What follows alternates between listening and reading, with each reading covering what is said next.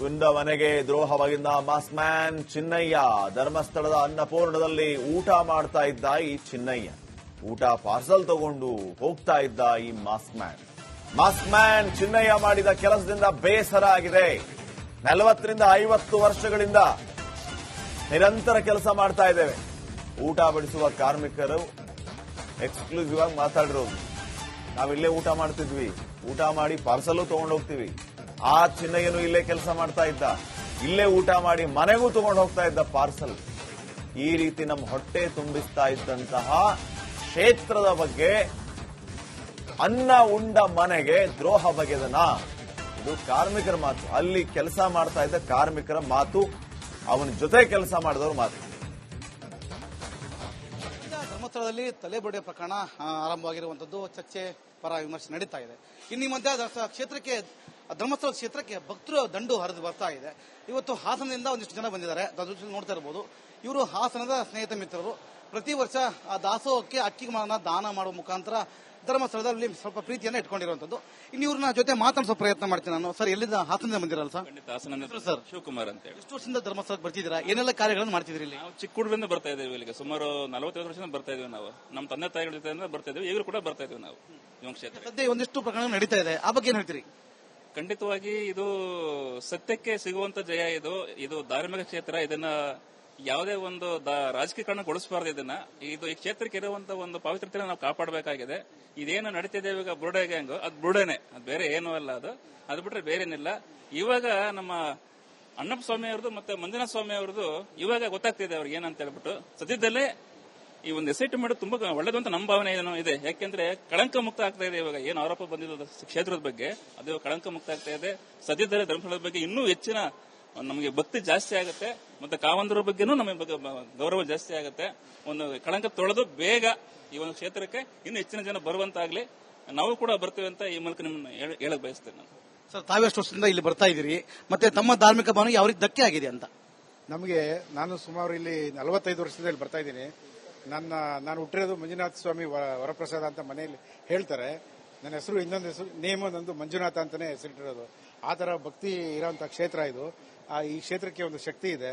ಆ ಕ್ಷೇತ್ರದ ಮಹಿಮೆಯಿಂದ ತುಂಬಾ ಜನದ ಜೀವನ ಕೂಡ ಇಲ್ಲಿ ಕಟ್ಕೊಂಡಿರೋಂಥದ್ದು ಪ್ರಸಂಗಗಳಿದಾವೆ ಇಲ್ಲಿ. ಈ ವಿಷಯದಲ್ಲಿ ಬಂದ್ರೆ ಯಾರು ಈ ಕ್ಷೇತ್ರವನ್ನು ದೂರ್ತಾ ಇದ್ದಾರೆ ಅವರು ಖಂಡಿತ ಅವ್ರಿಗೆ ಕ್ಷಮ ಸಿಗೋದಿಲ್ಲ. ಅವರು ಖಂಡಿತವಾಗ್ಲೂ ಅವ್ರು ಶಿಕ್ಷೆಗೊಳಗಾಗ್ತಾರೆ, ದೇವರ ಅವಕೃಪೆಗೆ ಪಾತ್ರರಾಗ್ತಾರೆ ಅಂತ ನಾನು ಹೇಳಕ್ ಇಷ್ಟಪಡ್ತೀನಿ. ಈಗ ಪ್ರಮುಖವಾಗಿ ಇಲ್ಲಿ ಒಂದಿಷ್ಟು ಗುಂಡಿಗಳನ್ನ ತೆಗೆದಿದ್ದಾರೆ, ಶವಗಳಿದಾವೆ, ಹೂತಾಕಿದ್ದಾರೆ, ಕೊಲೆ ಆಗಿದೆ, ಈತ ಒಂದಿಷ್ಟು ಆರೋಪ ಮಾಡೋದು ತೆಗೆ ಕೆಲಸನ ಆಯ್ತು. ಸದ್ಯ ಏನು ಸಿಕ್ಕಿಲ್ಲ. ಏನಂತ ಈ ಬಗ್ಗೆ? ಸುಳ್ಳು, ಎಲ್ಲವೂ ಸುಳ್ಳು, ಬುರುಡೆ ಕತೆ. ಆ ಕಾರಣದಿಂದ ಸತ್ಯ ಏನು ಅಂತ ಎಲ್ಲರಿಗೂ ಗೊತ್ತಾಗಿದೆ. ಎಲ್ಲರೂ ಸತ್ಯನ ನಂಬ್ತಾರೆ ಅಷ್ಟೇ. ಭಕ್ತರು ಬರೋರು ಬಂದೇ ಬರ್ತಾರೆ.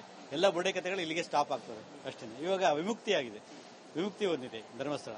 ಧರ್ಮಸ್ಥಳಕ್ಕೆ ಬಂದ ಜನರಿಗೆ ಏನ್ ಹೇಳಕ್ ಇಷ್ಟಪಡ್ತೀರಿ? ಬರೋ ಜನರಿಗೆ ಏನ್ ಹೇಳಕ್ ಇಷ್ಟಪಡ್ತೀರಿ? ಸರ್, ಮುಂದಿನ ದಿನಗಳಲ್ಲಿ ಯಾಕಂದ್ರೆ ಈಗ ತನಿಖೆ ಎಲ್ಲ ಆಗಿದೆ, ಎಲ್ಲ ನೋಡಿದೆ, ಎಲ್ಲ ಸುಳ್ಳು ಅಂತ ಗೊತ್ತಾಗಿದೆ. ಇದು ದೇವರದು ಸತ್ಯ ಇದೆ ಅಂತ ಇನ್ನೂ ಗೊತ್ತಾಗುತ್ತೆ. ಈ ಮುಂದಿನ ದಿನಗಳಲ್ಲಿ ಇನ್ನೂ ಈ ಜನಸಂಖ್ಯೆ ಜಾಸ್ತಿ ಆಗುತ್ತೆ. ಧರ್ಮಸ್ಥಳದಲ್ಲಿ ಧರ್ಮ ಉಳಿದೇ ಉಳಿಯುತ್ತೆ ಅಂತ ನಾವು ಹೇಳಕ್ ಇಷ್ಟಪಡ್ತೀವಿ.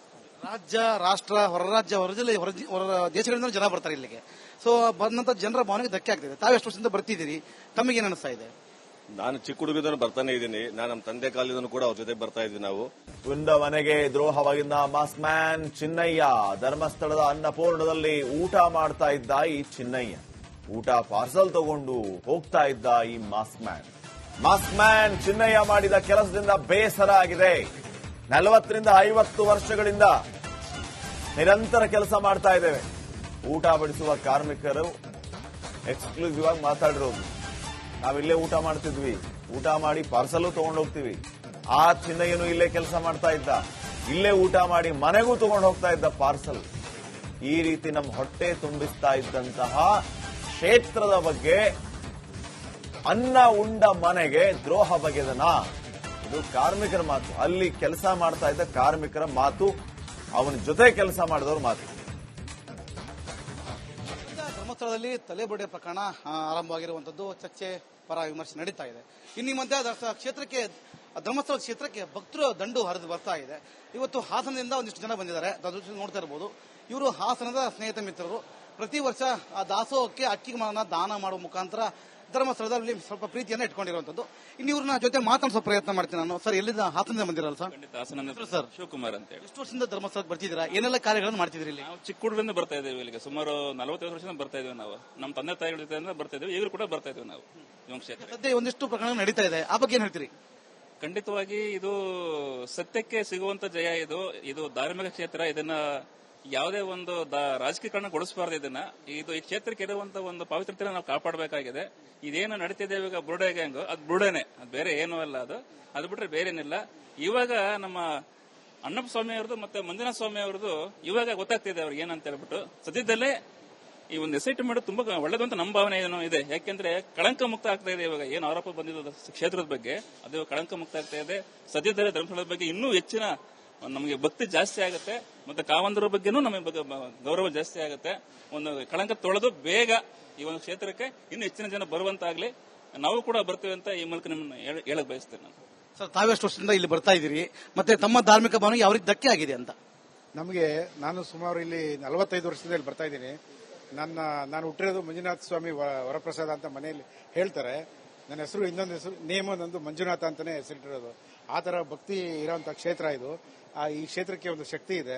ಆ ಕ್ಷೇತ್ರದ ಮಹಿಮೆಯಿಂದ ತುಂಬಾ ಜನದ ಜೀವನ ಕೂಡ ಇಲ್ಲಿ ಕಟ್ಕೊಂಡಿರೋಂಥದ್ದು ಪ್ರಸಂಗಗಳಿದಾವೆ ಇಲ್ಲಿ.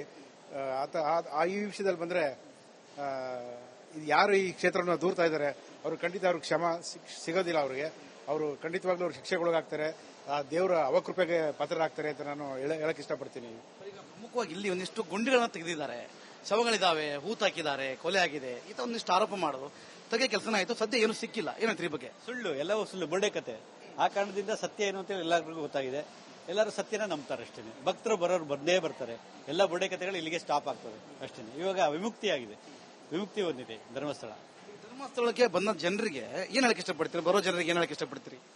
ಸರ್, ಮುಂದಿನ ದಿನಗಳಲ್ಲಿ ಯಾಕಂದ್ರೆ ಈಗ ತನಿಖೆ ಎಲ್ಲ ಆಗಿದೆ, ಎಲ್ಲ ನೋಡಿದೆ, ಎಲ್ಲ ಸುಳ್ಳು ಅಂತ ಗೊತ್ತಾಗಿದೆ.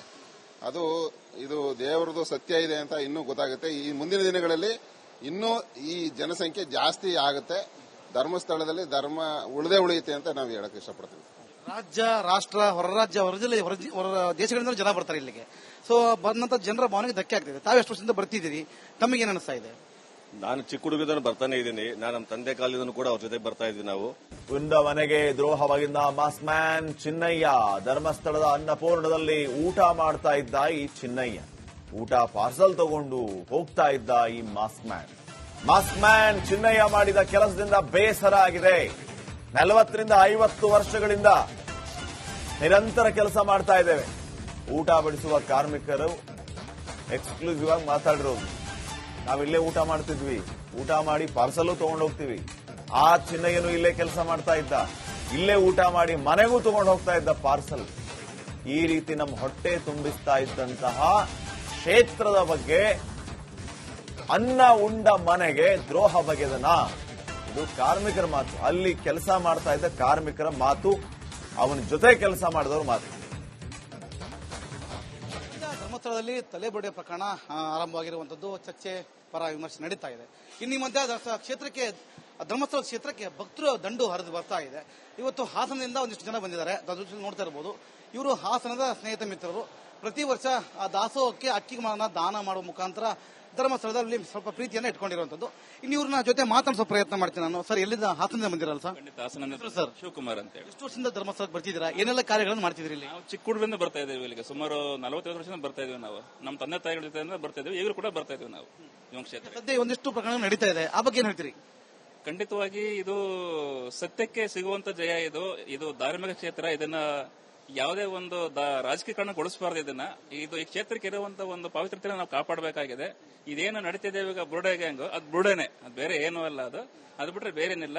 ಇವಾಗ ನಮ್ಮ ಅಣ್ಣಪ್ಪ ಸ್ವಾಮಿ ಅವ್ರದ್ದು ಮತ್ತೆ ಮಂಜುನಾಥ ಸ್ವಾಮಿ ಅವ್ರದ್ದು ಇವಾಗ ಗೊತ್ತಾಗ್ತಿದೆ ಅವ್ರಿಗೆ ಏನಂತ ಹೇಳ್ಬಿಟ್ಟು. ಸದ್ಯದಲ್ಲೇ ಈ ಒಂದು ಎಸ್ಐಟಿ ಮಾಡೋದು ತುಂಬಾ ಒಳ್ಳೇದು ಅಂತ ನಮ್ಮ ಭಾವನೆ ಏನೋ ಇದೆ. ಯಾಕೆಂದ್ರೆ ಕಳಂಕ ಮುಕ್ತ ಆಗ್ತಾ ಇದೆ. ಇವಾಗ ಏನು ಆರೋಪ ಬಂದಿದ್ದು ಕ್ಷೇತ್ರದ ಬಗ್ಗೆ, ಅದು ಕಳಂಕ ಮುಕ್ತ ಆಗ್ತಾ ಇದೆ. ಸದ್ಯದಲ್ಲೇ ಧರ್ಮಸ್ಥಳದ ಬಗ್ಗೆ ಇನ್ನೂ ಹೆಚ್ಚಿನ ನಮಗೆ ಭಕ್ತಿ ಜಾಸ್ತಿ ಆಗುತ್ತೆ. ಮತ್ತೆ ಕಾವಂದರ ಬಗ್ಗೆನೂ ನಮಗೆ ಗೌರವ ಜಾಸ್ತಿ ಆಗುತ್ತೆ. ಒಂದು ಕಳಂಕ ತೊಳೆದು ಬೇಗ ಈ ಒಂದು ಕ್ಷೇತ್ರಕ್ಕೆ ಇನ್ನೂ ಹೆಚ್ಚಿನ ಜನ ಬರುವಂತಾಗ್ಲಿ. ನಾವು ಕೂಡ ಬರ್ತೀವಿ ಅಂತ ಈ ಮೂಲಕ ನಿಮ್ಮನ್ನು ಹೇಳಕ್ ಬಯಸ್ತೇನೆ ನಾನು. ಸರ್, ತಾವೆಷ್ಟು ವರ್ಷದಿಂದ ಇಲ್ಲಿ ಬರ್ತಾ ಇದ್ದೀರಿ? ಮತ್ತೆ ತಮ್ಮ ಧಾರ್ಮಿಕ ಭಾವನೆ ಯಾವ ರೀತಿ ಧಕ್ಕೆ ಆಗಿದೆ ಅಂತ? ನಮಗೆ ನಾನು ಸುಮಾರು ಇಲ್ಲಿ 45 ವರ್ಷದಿಂದ ಇಲ್ಲಿ ಬರ್ತಾ ಇದ್ದೀನಿ. ನಾನು ಹುಟ್ಟಿರೋದು ಮಂಜುನಾಥ ಸ್ವಾಮಿ ವರಪ್ರಸಾದ ಅಂತ ಮನೆಯಲ್ಲಿ ಹೇಳ್ತಾರೆ. ನನ್ನ ಹೆಸರು ಇನ್ನೊಂದು ಹೆಸರು ನೇಮ್ ನಂದು ಮಂಜುನಾಥ ಅಂತಾನೆ ಹೆಸರಿಟ್ಟಿರೋದು. ಆ ತರ ಭಕ್ತಿ ಇರೋಂಥ ಕ್ಷೇತ್ರ ಇದು. ಈ ಕ್ಷೇತ್ರಕ್ಕೆ ಒಂದು ಶಕ್ತಿ ಇದೆ. ಆ ಕ್ಷೇತ್ರದ ಮಹಿಮೆಯಿಂದ ತುಂಬಾ ಜನದ ಜೀವನ ಕೂಡ ಇಲ್ಲಿ ಕಟ್ಕೊಂಡಿರೋಂಥದ್ದು ಪ್ರಸಂಗಗಳಿದಾವೆ ಇಲ್ಲಿ. ಈ ವಿಷಯದಲ್ಲಿ ಬಂದ್ರೆ ಯಾರು ಈ ಕ್ಷೇತ್ರವನ್ನು ದೂರ್ತಾ ಇದ್ದಾರೆ ಅವರು ಖಂಡಿತ ಅವ್ರಿಗೆ ಕ್ಷಮ ಸಿಗೋದಿಲ್ಲ. ಅವರು ಖಂಡಿತವಾಗ್ಲೂ ಅವ್ರು ಶಿಕ್ಷೆಗೊಳಗಾಗ್ತಾರೆ. ಆ ದೇವರ ಅವಕೃಪೆಗೆ ಪಾತ್ರರಾಗ್ತಾರೆ ಅಂತ ನಾನು ಹೇಳಕ್ ಇಷ್ಟಪಡ್ತೀನಿ. ಈಗ ಪ್ರಮುಖವಾಗಿ ಇಲ್ಲಿ ಒಂದಿಷ್ಟು ಗುಂಡಿಗಳನ್ನ ತೆಗೆದಿದ್ದಾರೆ, ಶವಗಳಿದಾವೆ, ಹೂತಾಕಿದ್ದಾರೆ, ಕೊಲೆ ಆಗಿದೆ, ಈ ತರ ಒಂದಿಷ್ಟು ಆರೋಪ ಮಾಡೋದು ತೆಗೆ ಕೆಲಸನ ಆಯ್ತು. ಸದ್ಯ ಏನು ಸಿಕ್ಕಿಲ್ಲ. ಏನಂತ ಈ ಬಗ್ಗೆ? ಸುಳ್ಳು, ಎಲ್ಲವೂ ಸುಳ್ಳು, ಬುರ್ಡೆ ಕತೆ. ಆ ಕಾರಣದಿಂದ ಸತ್ಯ ಏನು ಅಂತೇಳಿ ಎಲ್ಲರಿಗೂ ಗೊತ್ತಾಗಿದೆ. ಎಲ್ಲರೂ ಸತ್ಯನ ನಂಬ್ತಾರೆ ಅಷ್ಟೇ. ಭಕ್ತರು ಬರೋರು ಬಂದೇ ಬರ್ತಾರೆ. ಎಲ್ಲ ಬುರ್ಡೆ ಕತೆಗಳು ಇಲ್ಲಿಗೆ ಸ್ಟಾಪ್ ಆಗ್ತವೆ ಅಷ್ಟೇ. ಇವಾಗ ವಿಮುಕ್ತಿಯಾಗಿದೆ, ವಿಮುಕ್ತಿ ಹೊಂದಿದೆ ಧರ್ಮಸ್ಥಳ. ಧರ್ಮಸ್ಥಳಕ್ಕೆ ಬಂದ ಜನರಿಗೆ ಏನ್ ಹೇಳಕ್ ಇಷ್ಟಪಡ್ತೀರಿ? ಬರೋ ಜನರಿಗೆ ಏನ್ ಹೇಳಕ್ ಇಷ್ಟಪಡ್ತೀರಿ? ಸರ್, ಮುಂದಿನ ದಿನಗಳಲ್ಲಿ ಯಾಕಂದ್ರೆ ಈಗ ತನಿಖೆ ಎಲ್ಲ ಆಗಿದೆ, ಎಲ್ಲ ನೋಡಿದೆ, ಎಲ್ಲ ಸುಳ್ಳು ಅಂತ ಗೊತ್ತಾಗಿದೆ. ಇದು ದೇವರದು ಸತ್ಯ ಇದೆ ಅಂತ ಇನ್ನೂ ಗೊತ್ತಾಗುತ್ತೆ. ಈ ಮುಂದಿನ ದಿನಗಳಲ್ಲಿ ಇನ್ನೂ ಈ ಜನಸಂಖ್ಯೆ ಜಾಸ್ತಿ ಆಗುತ್ತೆ. ಧರ್ಮಸ್ಥಳದಲ್ಲಿ ಧರ್ಮ ಉಳಿದೇ ಉಳಿಯುತ್ತೆ ಅಂತ ನಾವು ಹೇಳಕ್ ಇಷ್ಟಪಡ್ತೀವಿ. ರಾಜ್ಯ, ರಾಷ್ಟ್ರ, ಹೊರ ರಾಜ್ಯ, ಹೊರ ಜಿಲ್ಲೆ, ಹೊರ ದೇಶಗಳಿಂದ ಜನ ಬರ್ತಾರೆ ಇಲ್ಲಿಗೆ. ಸೊ ಬಂದಂತ ಜನರ ಭಾವನೆಗೆ ಧಕ್ಕೆ ಆಗ್ತಿದೆ. ತಾವೆಷ್ಟು ವರ್ಷದಿಂದ ಬರ್ತಿದ್ದೀರಿ, ತಮಗೇನು ಅನಿಸ್ತಾ ಇದೆ? ನಾನು ಚಿಕ್ಕ ಹುಡುಗದನ್ನು ಬರ್ತಾನೆ ಇದ್ದೀನಿ. ನಾನು ನಮ್ಮ ತಂದೆ ಕಾಲದನ್ನು ಕೂಡ ಅವ್ರ ಜೊತೆ ಬರ್ತಾ ಇದ್ವಿ ನಾವು.